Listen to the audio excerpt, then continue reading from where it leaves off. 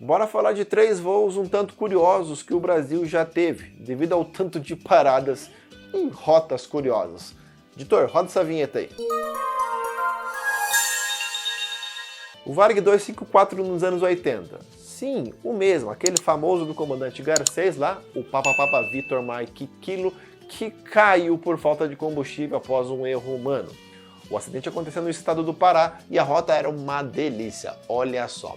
Decolava de Guarulhos e ia para Uberaba, Minas Gerais, depois de Uberaba para Uberlândia, também Minas Gerais, depois de Uberlândia para Goiânia, de Goiânia para Brasília, Brasília para Imperatriz do Maranhão, depois de Imperatriz do Maranhão para Marabá e depois de Marabá para Belém. Uau, hein? O avião decolava normalmente 9h40 da manhã de Guarulhos e pousava em Belém por volta das 17h35. Eu não achei os horários precisos, esses dados aí são do conhecido Varig 254. Eram 5 escalas na época, que doideira. O Gol 1650, um voo de 2014 que eu achei uma matéria muito interessante, publicada pela revista Super Interessante, o antigo voo da Gol que partia do aeroporto de Guarulhos rumo a Recife, só que voava 5.753 km. Diferente dos inúmeros voos diretos que existem entre São Paulo para Recife, que aí fica na média de 2.133 km.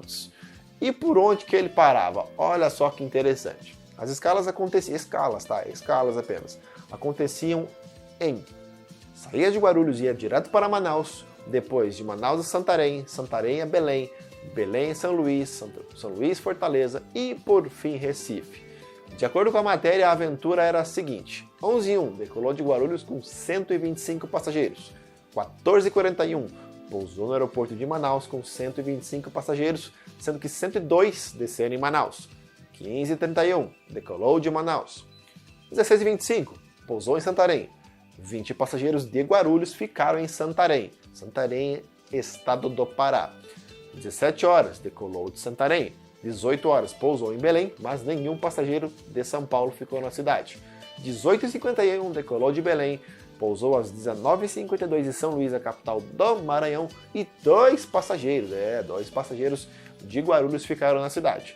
20h21 decolou de São Luís, 21h17 pousou em Fortaleza, mas nenhum passageiro de São Paulo. Às 22h08 decolou de Fortaleza, às 22h20 pousou em Recife, onde ficou apenas um passageiro, né? Ou seja, o único pobre que foi desembarcar foi o próprio cara que dava a revista. Só que, claro, ele foi fazer uma matéria para a revista. O voo saiu bem baratinho, na época por R$345 para fazer esse monte de voo no mesmo dia. Só para lembrar, tudo escala, 5 no total, ou seja, não precisava trocar de avião. E aí, você iria encarar a brincadeira? Na matéria fala o seguinte, palavras da Gol na época: a ideia é que o passageiro sempre encontre o melhor caminho no melhor horário.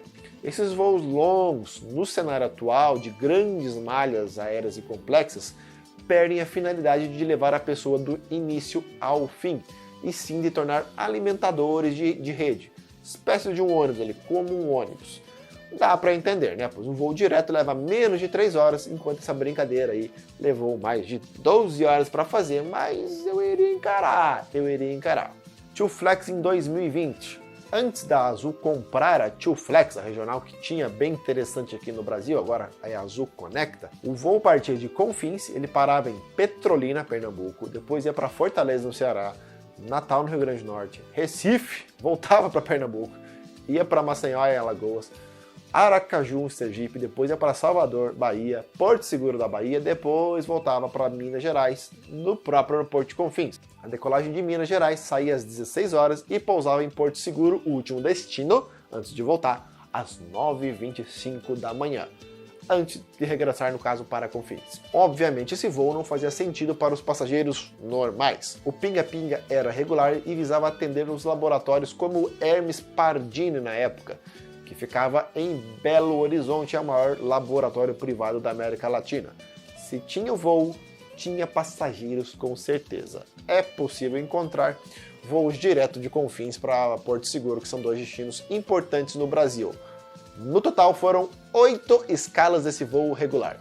Eu acredito que na história do Brasil deve ser o voo com mais escalas até hoje. Não sei se você tem conhecimento, deixa aqui nos comentários sobre algum voo que era mais longo do que esse em questões de número de paradas. Eu não encontrei nenhum outro.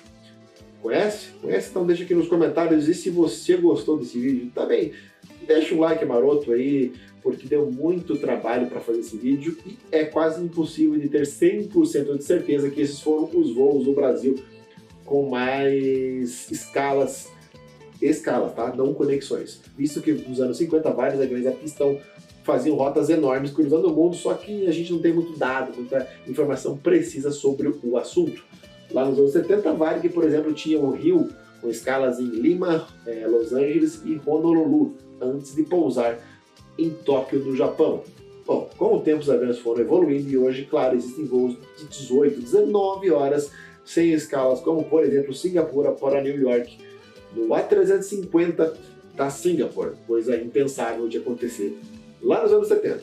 Então, deixe aqui nos comentários qual voo era mais pinga-pinga que esse. Conhece? Qual foi o voo mais pinga-pinga que você já fez da história também? Deixa aqui nos comentários, se inscreva no canal se você não é aquela coisa. Até o próximo vídeo, galera. Aquele abraço.